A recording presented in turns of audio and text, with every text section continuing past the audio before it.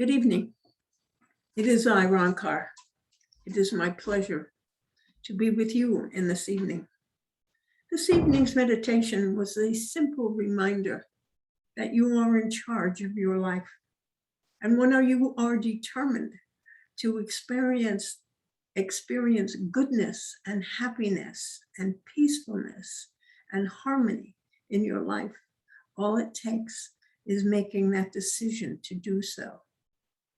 To direct your mind to think about these things, to think of those things that give you happiness.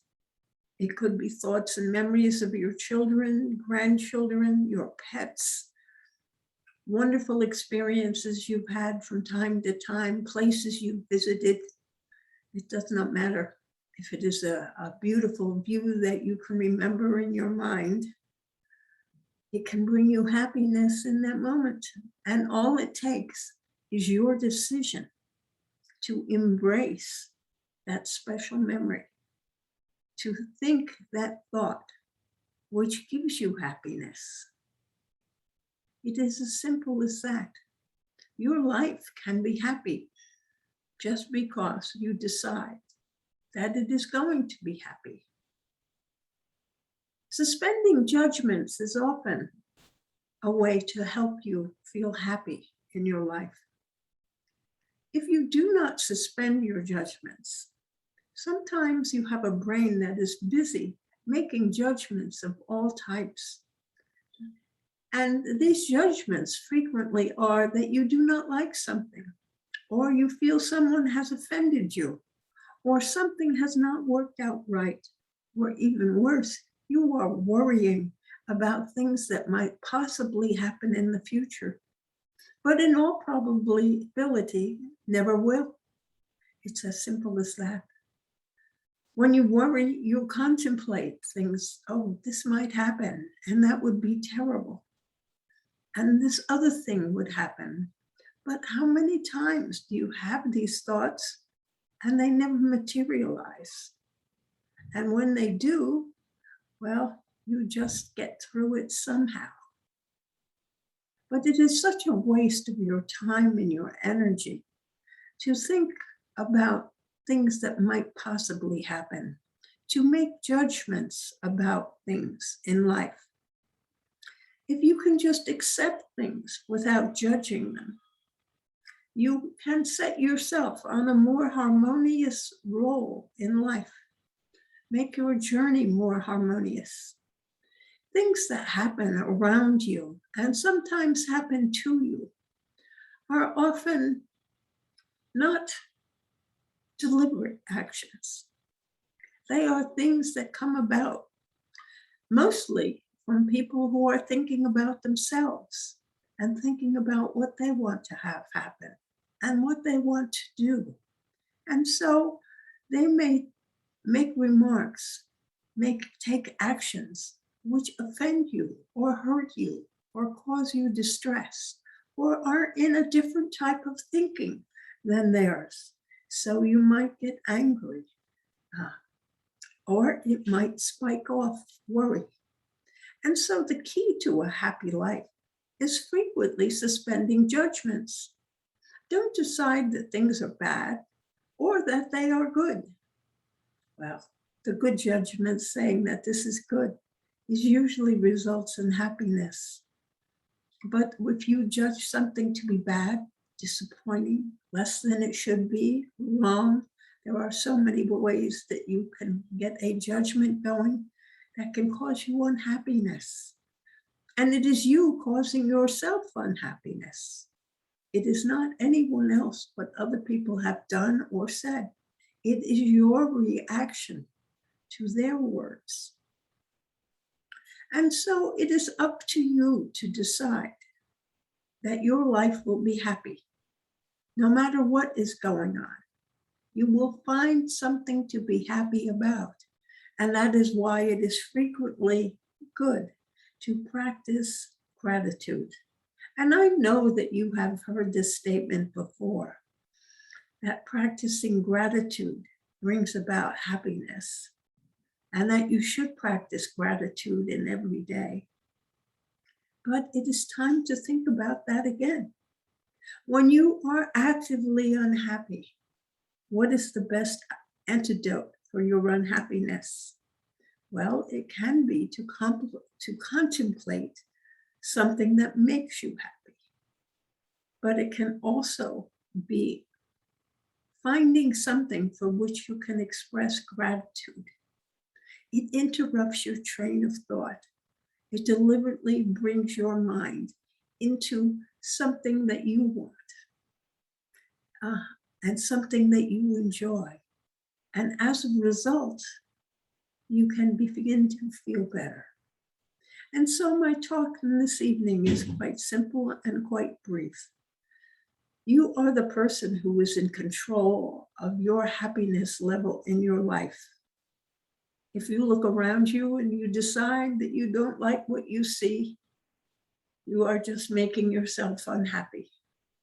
If you think about how you can make things better, well, that is a much better thought to have, because then you will direct your thoughts to improving situations, solving problems, which can bring about a great feeling of contentment and happiness.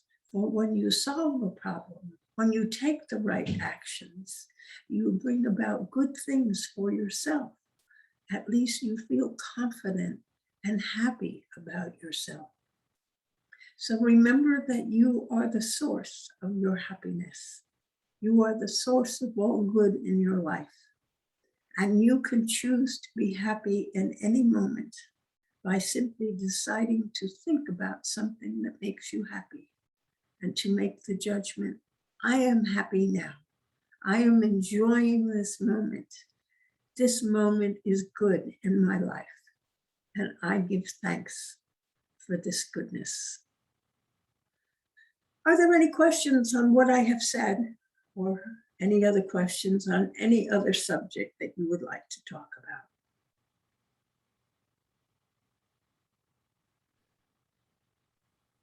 I have a question. I'm sorry, Rancor. I wanted to ask you, so we're in charge of our own happiness, our own life, and we direct it by putting aside judgment and, concentrating on gratitude and what we have in our lives. Where does fear come in? What is fear all about? And I suppose if you're religious, you would have faith in God that He created you for a purpose and not to be harmed. Where does fear come in? Well, that is an interesting question. Fear is something, of course, in which you imagine things will happen. Usually when you are fearful, you begin to worry about those things. Fear is when you, of course, feel that your needs will not be met or your desires will not be satisfied. These are things that cause you fear. Of course, you have things going on in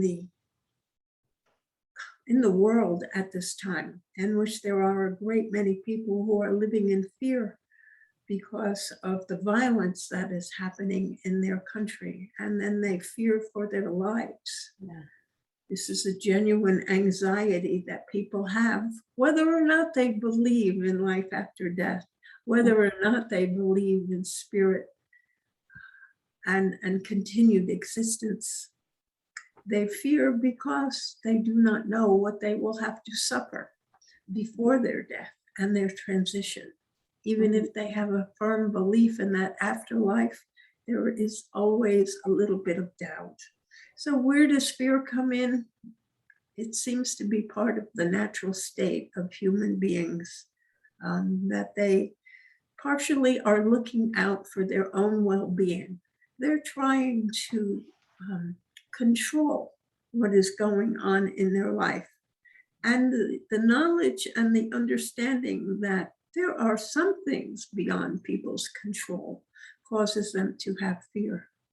Currently, many people are fearing a virus because that virus can infect someone. And they may feel that there is no adequate solution. Others don't feel the virus because they have taken what they consider to be the right steps to ensure their perfection.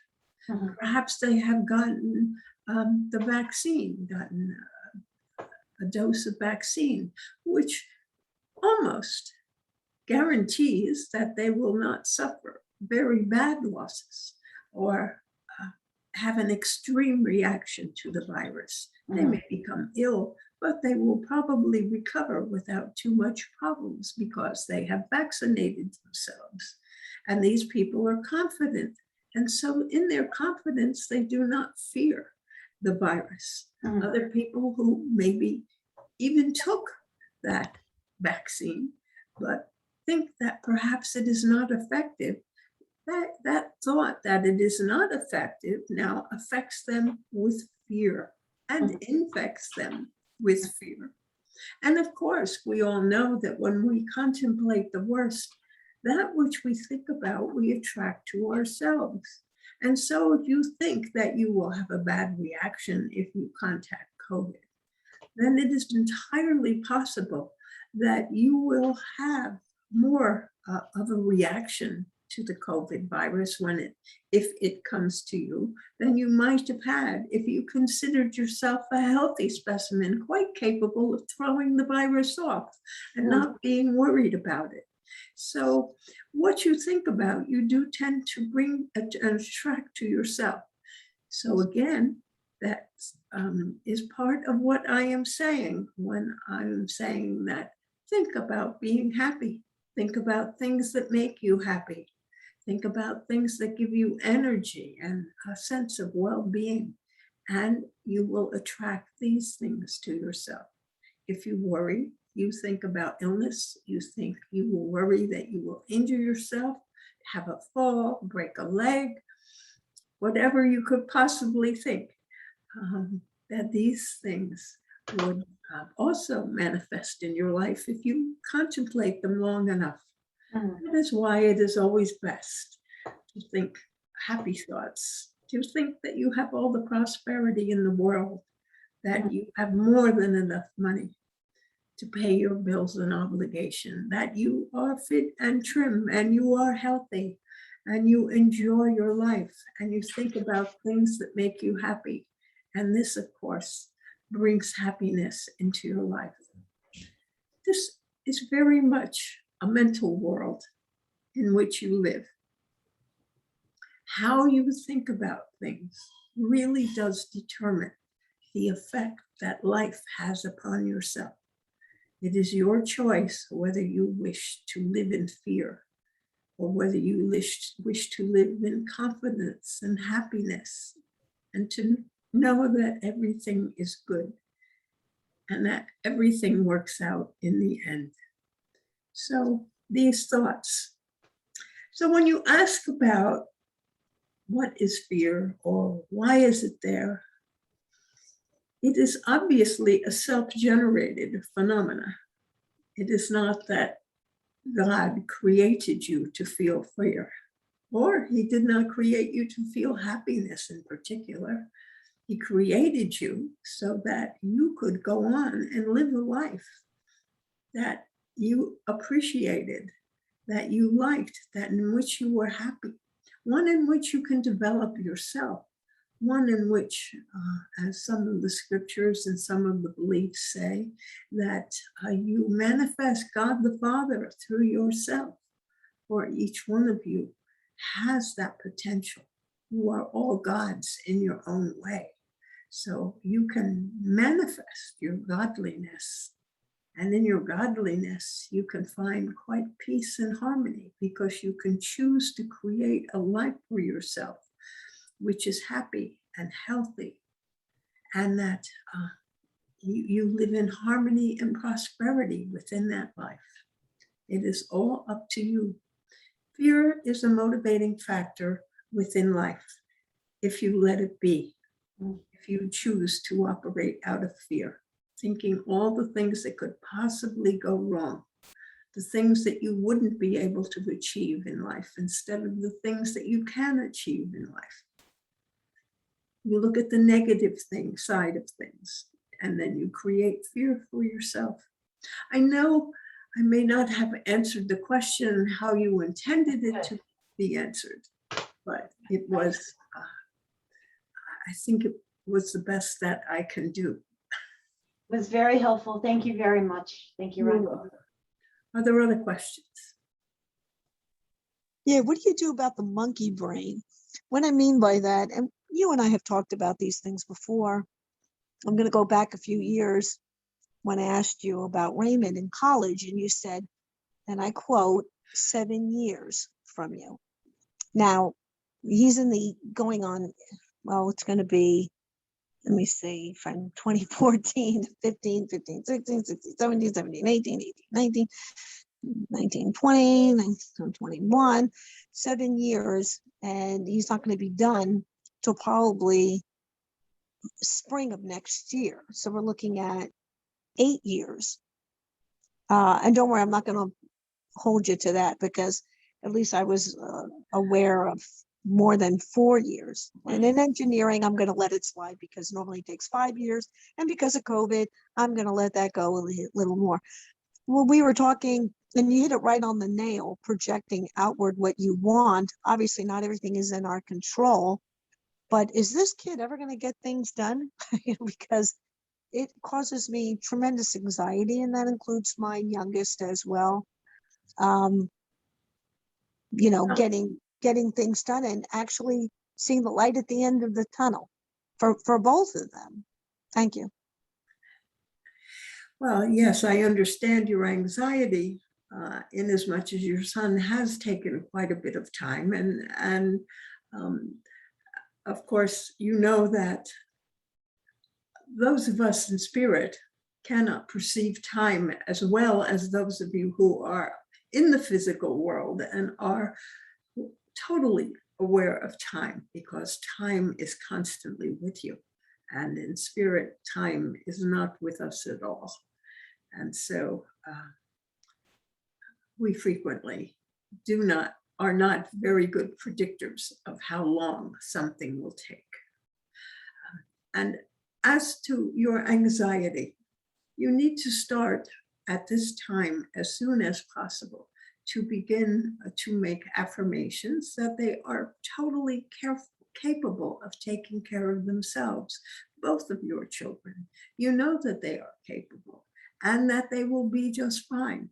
But in all honesty, I will tell you, as long as you are supporting these children, you are somewhat facilitating their continued dependence and irresponsibility. And that it is important for you that you tell your son that he must graduate college and finish his studies by the end of this next spring, that there is no more excuses. After that, it will be up to him to earn his own living, and that he will be expected to find his own home to live in. And for your younger son, well, you have however much time you wish to give him, but to let him know that you expect that he will take on the responsibilities of his own life and his own happiness. And that is what you have to tell that oldest son also. This is your expectation. You have given them all the guidance, all the help. You have provided them with funds and opportunities, some of which they did not take, and many of them which they wasted. And it is now going to be over.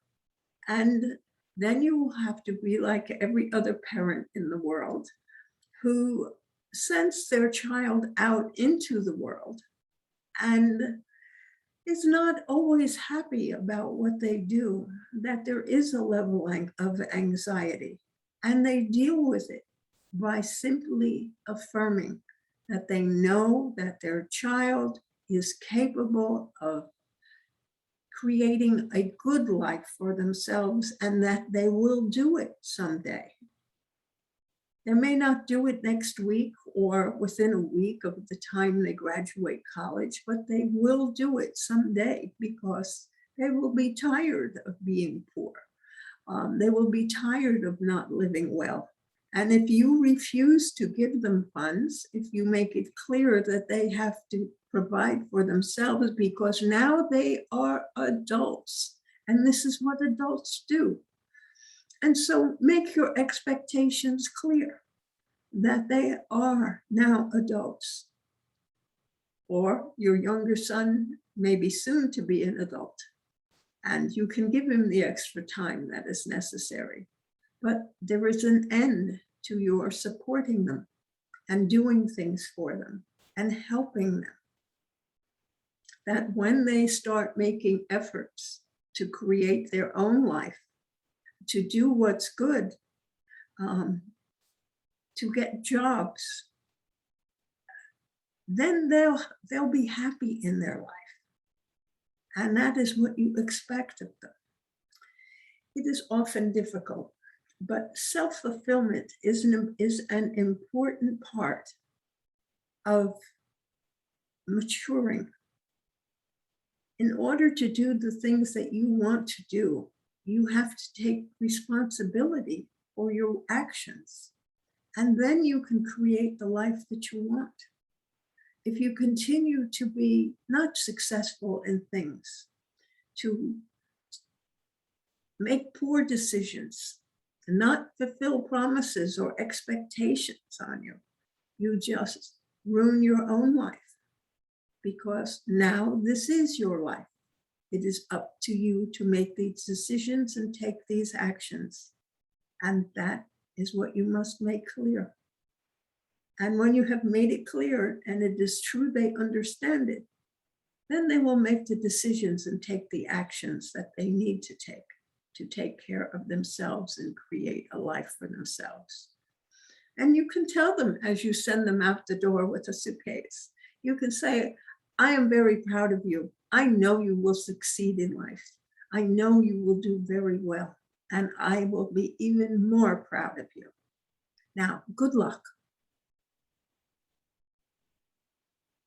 Well, we have told Raymond particularly that at the end of next spring, if he doesn't complete his studies, and some of it was not of his doing, I don't want to get into it because there's other people here, but we made a mistake, a big one, having him complete an associate's degree. He should have moved on before he completed. A lot of those credits did not transfer. They were a complete waste, and it's costing us time, money, and effort, all of us.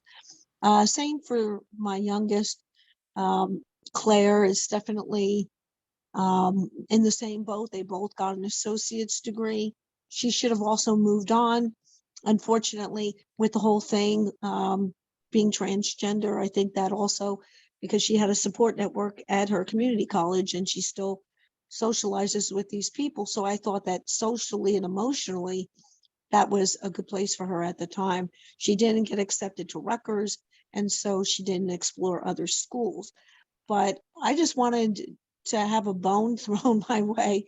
Many years ago, you also said that Raymond would work indoors, and then you caught yourself and said, well, that makes sense. You know, I guess I was presuming based on the work that he would be doing. And yes, we create a reality and timelines can change. I certainly get all that. I was just looking forward to something that you can throw me a bone to say, you know, Rob, they're gonna make it. You know, I see something in their future, and whatnot. But they both have been made very clear that they have to wrap things up and whatnot. So Well, that is good. But they each have an associate's degree. An associate's degree can be used for some form of employment and to show being successful in school, which is a lot of what is asked for when people ask for college degrees. They want to know that you've had the fortitude and the ability to complete a curriculum. And so it shows a certain level of maturity and judgment.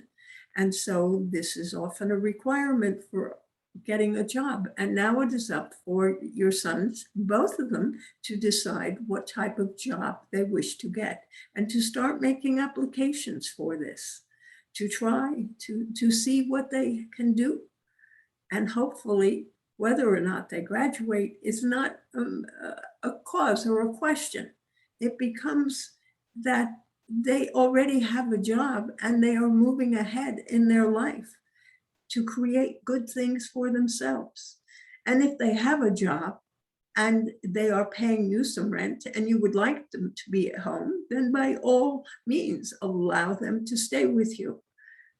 If they are already being responsible for themselves, but they must be responsible for themselves. That's what you want. And yes, they will both do it. They will both do it because you will make them do it. Not that you will stand over them and say, this is what you need to do. It's that you've said, well, you're an adult, and now you are going to do what you need to do to support yourself. And then you can enjoy every aspect of your life that you want to do and you can afford. It is a simple solution. When you are working and you are taking care of yourself, you can decide where you spend your money. And that is good. You can enjoy life. You can do what you want to do. It does not matter that you have to work. Everyone has to work and contribute to society.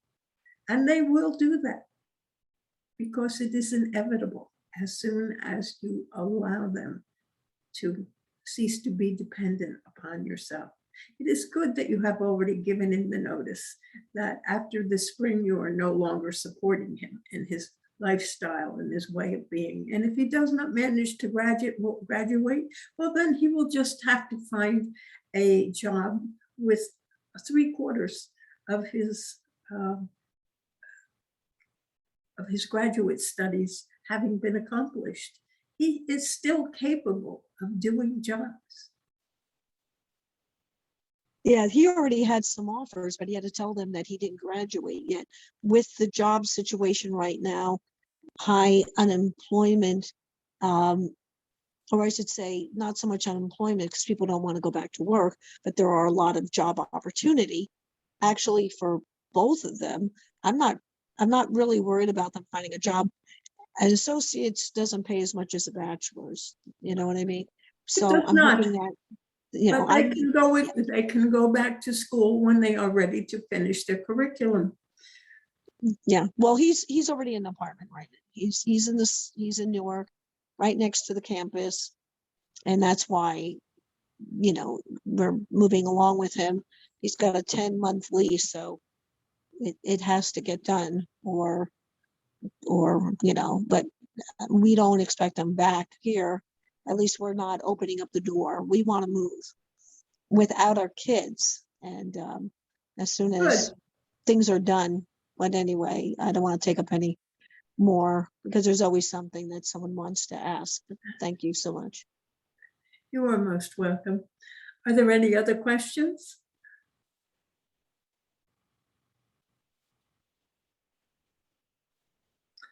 And Robin, if you have another question, no one else is having a question. Okay. You know, I always got stuff. Okay. So you talked about the fear factor. Let's explore that. There are two camps right now. One that claims to be awake and the other one asleep. And the other side says that the other side's asleep and they're awake. And I'm not talking about the Democrats against the Republicans or this, that, and the other. I'm sure Bob has spoken in this regard already. You know, Biden not being Biden, the cabal coming down, kids being freed. What is your awareness level regarding all of this and the freeing of humanity from the controllers? In a nutshell, it's a very broad topic, but are you copied into anything recent or anything that you can guide us as to? Thank you.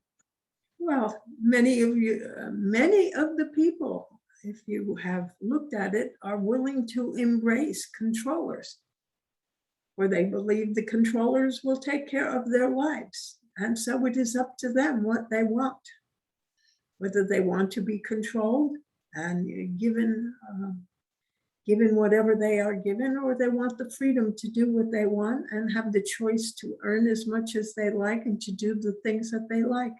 They do not realize, many of the people that are currently in favor of, I will use the socialistic forms of government, socialistic and communistic, that frequently people are not free to do what they want to do. They have to do what other people tell them to do. And they may or may not be able to make a choice as to what kind of a career they want to pursue. They may or may not be able to go to college or pursue what makes them happy.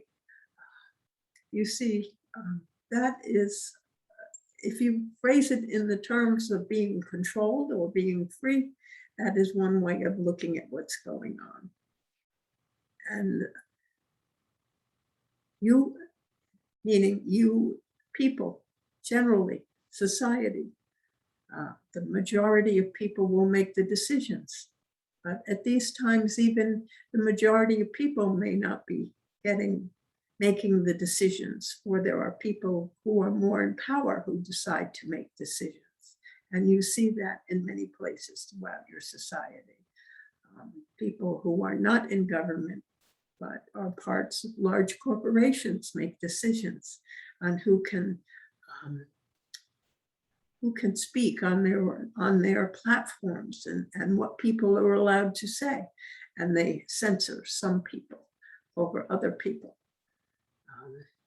in a way that does not make much sense to someone such as myself, looking at it from a distance. They are quite arbitrary in their designations.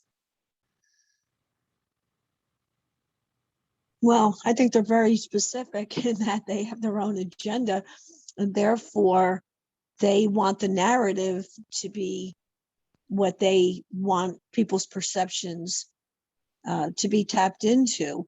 I'd listened many, not that long ago, from a former CIA director. He said, your television set, when you're watching it, it's called a TV program because it programs your mind.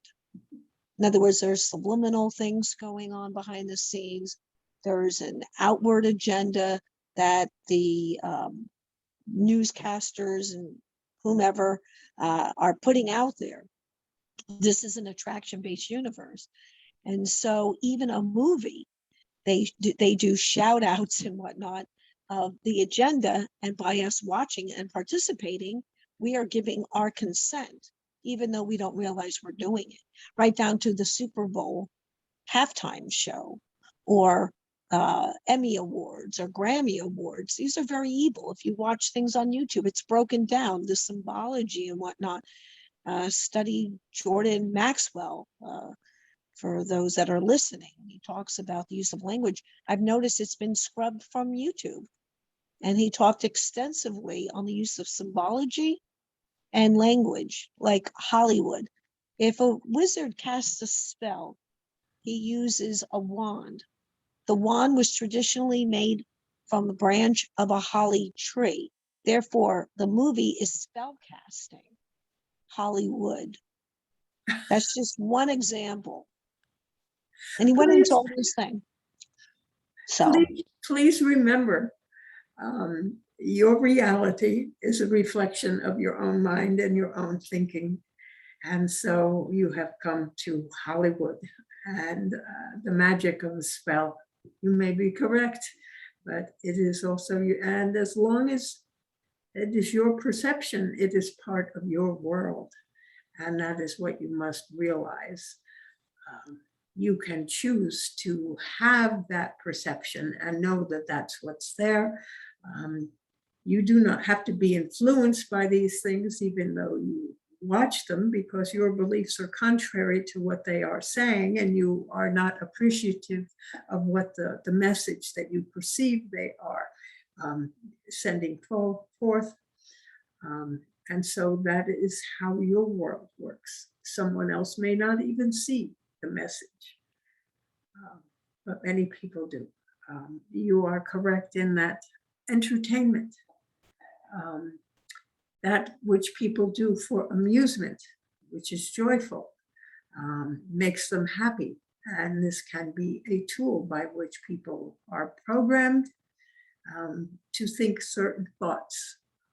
If it is watching TV programs of certain types, it is possible that philosophies are woven into these movies and these shows, and as a result, you are allowing yourself to be programmed. That is true. But for those, there are many people who watch those same shows and know that this is not a correct way of or a correct belief. And so at the same time they are viewing, they are rejecting that which is said, because that is part of their reality. They know what is said on the television is not necessarily true. And those which is done in other theatrical performances or in sports events, in songs, many things are advocated or said in song time, which is not beneficial to society and not even beneficial to making people and other people happy. So you are correct. Many of these things are out there in every way. The only thing you can do, of course, is to reject yourself, to reject them yourself. And you can always choose not to participate. And that if enough people choose not to participate, then they will try to think of other ways of programming people, if you wish to use that word, which can be quite accurate.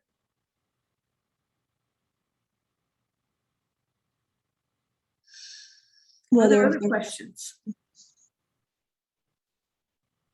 anyone jump in with your thoughts?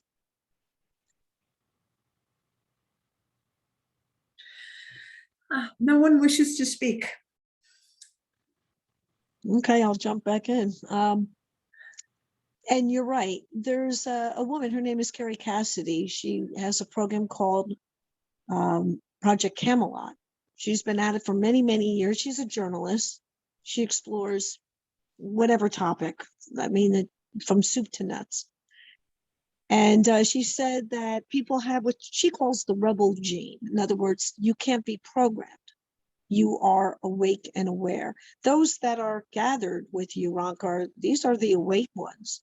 There are people that don't believe there's extraterrestrial life. They don't believe in spirit.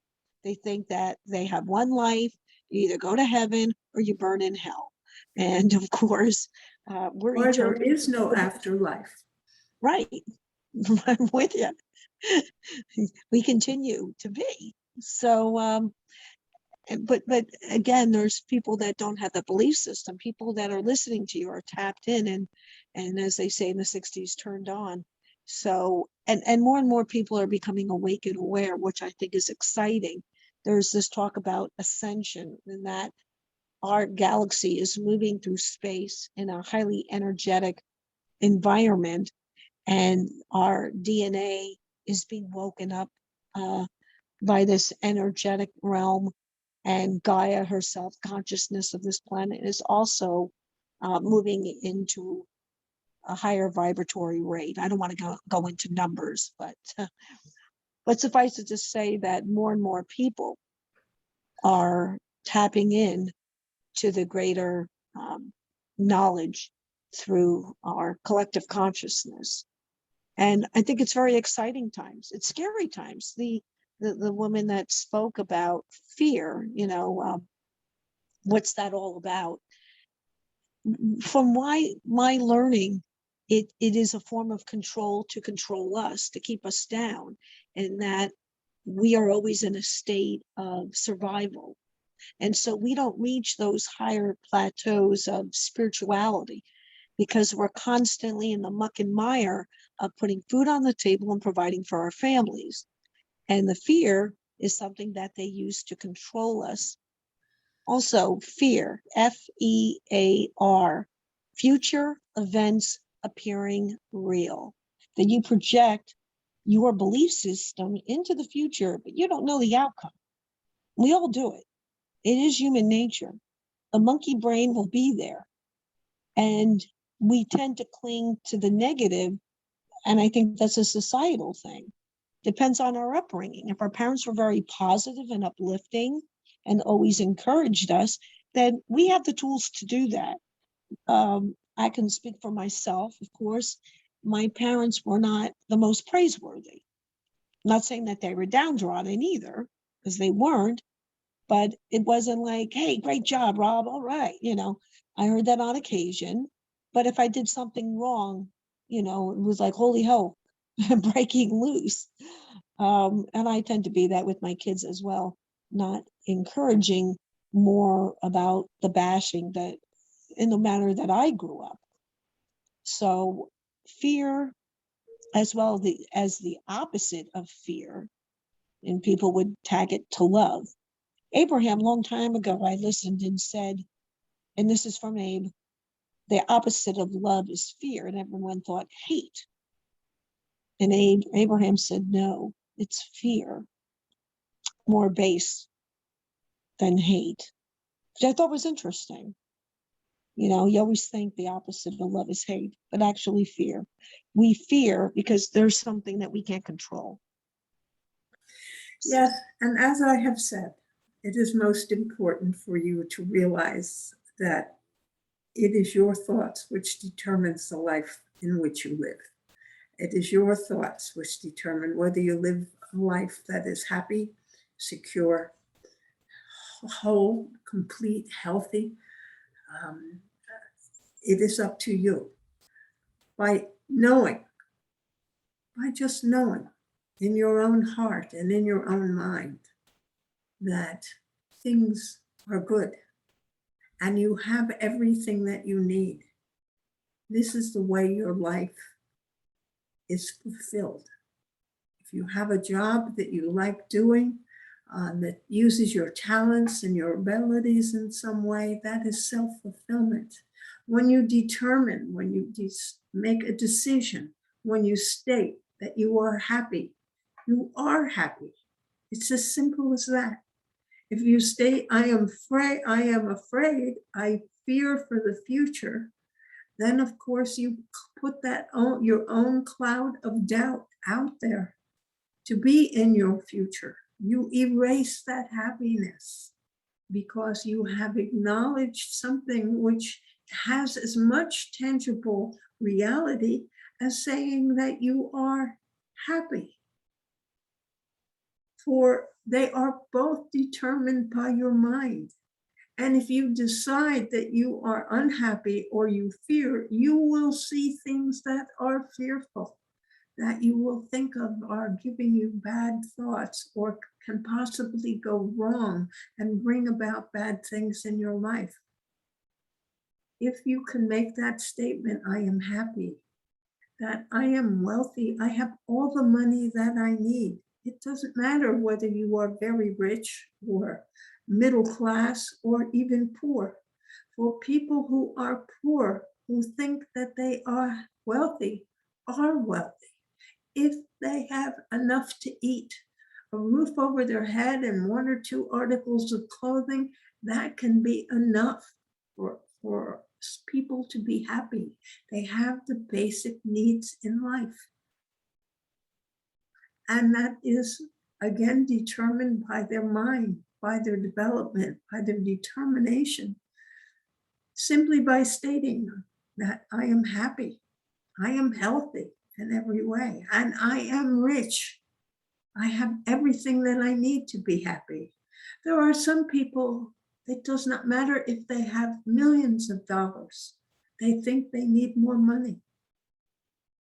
And there are other people who can be happy with the barest minimum of things because they have that which they value the most, which could be good family members or good relationships. It can be a simple roof over their head.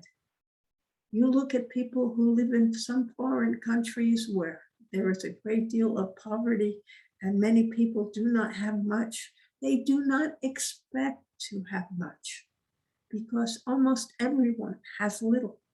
And so they also have little. And if it is enough, that is good. They are happy. It does not matter how much people have. It does not matter. Yes, how much they have. What matters is what they decide for themselves is enough, what makes them happy. And so remember that in your life, that it is all up to you. You make your own happiness and you make your own unhappiness. You make your own prosperity or you make your own poverty. It is just how you think about these things. As physical and immutable as the physical seems, it is not immutable. It is quite mutable, changeable, because it is determined by your mind what something is and what it means, what its significance is. And you can simply choose to seek prosperity and happiness and love in your life. And then you will know that you have everything that you desire. Or, again, it's your decision. You may see a lack, that someone else has more than you. You do not have enough. It really doesn't matter. With all these philosophies, the real truth, it is simply all up to you and it's all in your mind. Is there anything else that anyone wants to speak about? That was beautiful, Norma. It's just what I needed to hear. It was just wonderful. I believed this all along, but it's so nice to have it reinforced. Yes. Yes. And you have demonstrated it in your life. Have you not? Yes. Yes. Now, why can't our children do the same? One of them, anyway. The other two are doing very well. And it's just this one son, Daniel, who's having such a rough time. And I would think he knew that because I brought him up to believe that we create our own reality and that if you want something badly enough, you can get it, you can create it. Well, And it has happened to him in many ways, but right now he's in a bad place. yes, but he has made some decisions. Do you think there are lessons to be learned? Is that why? Well, there could be, yes, but he has made some decisions. He has decided his happiness is with a particular woman. And there are two children involved, very young children. yes, and his two children. And he's And 60. Yes, he has made this decision. And as a result, because of circumstances, all with that particular person, and the things that he neglected to take care of before he left home, and taking care of his home and taking care of his responsibilities, it has caused himself problems because he was more focused on this woman as being the center of his happiness in his life. And since that is what makes him happy, then you can only wish him well and not be unhappy because of the circumstances in his life. Now, if he has become unhappy with her, well, then that is a sadness which he will experience within himself and have many decisions to take and to make concerning this relationship and his relationship with his children. And so it is all up to him in his life, because you from the outside look at it and say, this is a terrible life. You have done this, this has gone wrong, that has gone wrong, this is now true. And you are seeing his life, you are judging his life. And as such, you create yourself sadness over this subject because you believe he should have a certain amount of money or a certain amount of wealth, that certain things should happen in his life. And they are not happening right now.